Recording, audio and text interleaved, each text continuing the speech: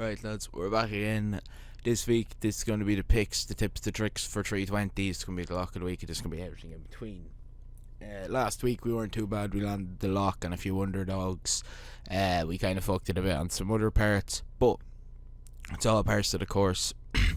You don't wake up right every single day, and we're going to move ahead, and we're going to just move on. I'm not going to waste too much time here. Not going to be too much of an intro.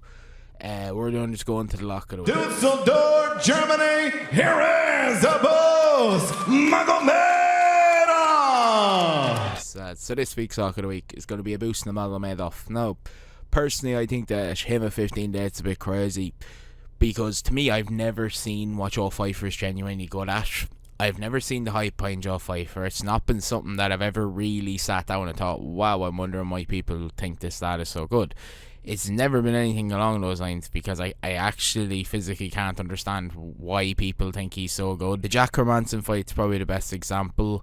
The man basically just stepped into the Jack Hermanson fight without really much of a game plan. It was kind of impressive. It was kind of one of those things where you kind of say, if he can't finish a fight within the first 5 seconds for the big punch, first 5 minutes for the big punch, then it's probably not going to come. His wrestling has never really improved. He still has okay takedown defense. I thought Calvin Gastelum beat him in his most recent fight, not in the judges' eyes. I think Abus has been unlucky with his record. He's fought Kai Bahalio and Sean Strickland, two hards once Annie has Strickland in no man's land in the first round, but a jump for it and gassed. His gas tank is still a bit of a questionable one, but I can see him being able to outwork Pfeiffer's here, just because I don't genuinely believe what Pfeiffer's has going for him other than just big strikes. He has never really impressed me in any other aspect of MMA, and I think Abus will take this. I'm actually going to say Abus, if he doesn't finish him, 30-27. So anyways, let's get down to the favourites. It's going to be a bit of a short one because the odds in this card aren't brilliant. But we're going to start off with Missy Chazon. The Missy Chazon is fighting Yayana Santos. Now, personally to me, I don't think there's many women inside this division that can beat Missy Chazon. Just to the simple fact for how tall she is, she's able to get a lot of submissions. I think is either 5'10 or 5'11, I think. Missy Chazon is 5'11, yeah, like I was thinking, 5'11. She is really, really big for her division. She's able to grab legs a lot easier. She's able to wrestle a lot easier. I can see her getting a submission here, but I'm going to just say decision probably at 29, 28 or 32. Well, actually, no, 30-27 was what I'd be more about.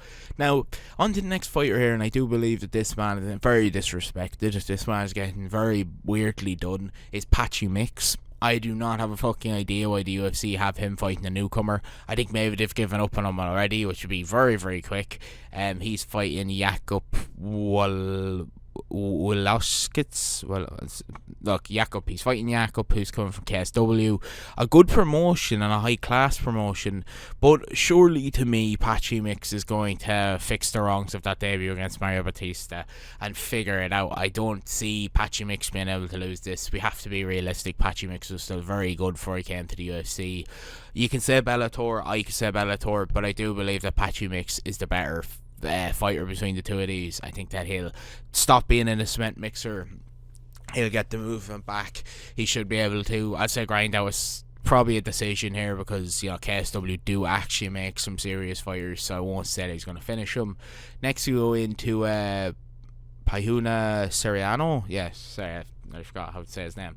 But Seriano over here. Now, personally to me, I've been against this man so many times in my betting and tipping career here, but I have to be realistic. I can't see him losing to Nikolai Volkanovski, who never even really won his fight earlier this year either.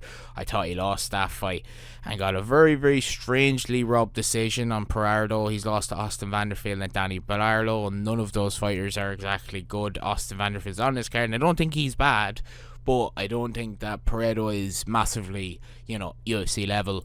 Pereira Seriano, I've had my differences with him, but I do have to say he has some seriously powerful hands. I assume he could catch Nikolai pretty quickly in the first round and actually finish him, is what I can see. We're moving to the last favourite here, Edmund Shabazian. He's fighting Andre Muniz.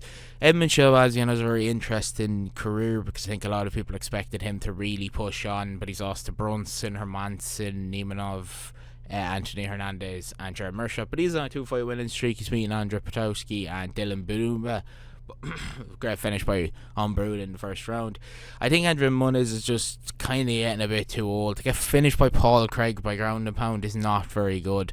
I think he robbed that win out Jusum Park as well, and then obviously Ikram Ascora finished him pretty fast. So I think if we're going to be realistic here, Edmund Shabazian should come in here, get light work done in the first round, and over and out. So we'll move down to the underdogs. So this week's underdogs is only going to be 2. This card is terrible odds, and a lot of them just are not pickable in my opinion. I could not find any value. If I don't find value, I don't throw them in videos. People know this. I don't see any point of throwing out random 3-to-1s if I don't see any value in them. But we will start with obviously the man to my left with his actually it'll be inverted for you, but to my left as I'm saying it. But Alex Poatan Pereira. Yes, I think Poatan's coming back to take back the belt. As he said, taking this many fights in 1 year would drain you. He took 3 in 1 year. I can understand where the fatigue will come from and the slip in quality. And I think that's just what happened. I don't think it's anything else. I don't think it's anything more. I think it's a slip in quality. Simple as that. But I do believe that Poatan is going to be able to just come in here and put back on the stone hands. I think his takedown defense was still spectacular in the first round. First fight, he was just too hesitant. He didn't want to swing or let the cannons go. Obviously, when Pereira lets these stone hands go, Sharma takes over. Sharma finishes. Simple as that. I can see him probably grinding out a 5-round decision here. I think Onk's a hard one to take out. I think him and Onk would probably go for, I'm going to say, 48-47 Pereira 5-round scrap. That'll probably be a banger. And then obviously to my right, we'll move into Zombie Jr. John Sung Woo, who I kind of have to pick after his finish of what was that his name? Jankit Singh. Yeah, Jakar Singh. I can see why I kind of feel like this. Daniel Santos kind of just been a weight bully almost in nearly every one of his fights. It's kind of one of those ones where he isn't a 145er, but always gets away with being like 146 and stuff like that, but just being, very close to featherweight. And then obviously used to do it in bantamweight as well, where he come into a lot of fights like a pound and a half over, the catch weight about 138. He's lost to Julian Rosa. He came in at catch weight. He's just been a weight bully who I think can't get away with it forever. I don't think he's going to be finished. I don't see Wu being able to knock him out because Daniel Santos has a great chin. I can see Wu being able to take him out. Davey Grant I think would have beat him, and Dohyo Choi would have beat him, and Simon Manomedov. I think any of these fighters that you gave him would have beat him. I think he's been lucky enough to get the pretty easy matchups a lot of the time. I would assume you will see Johnson Wu just being able to use a strike and keep a distance, probably point fighting if he doesn't get a finish. I'd say point fighting would probably be the smartest thing that he can do.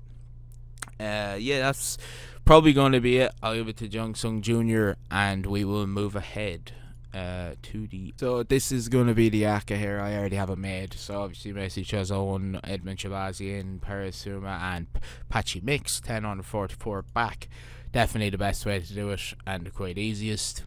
But anyways, if you did enjoy the video, please hit the like button or hit subscribe button. I'll come back again once the tips are done. I have them done early here because I think I've said it. I'm going to Amsterdam, so I won't be here, so I'm going to have to work on these early. So anyways, if you did enjoy the video, please hit the like button or hit subscribe button. I'll see you next one.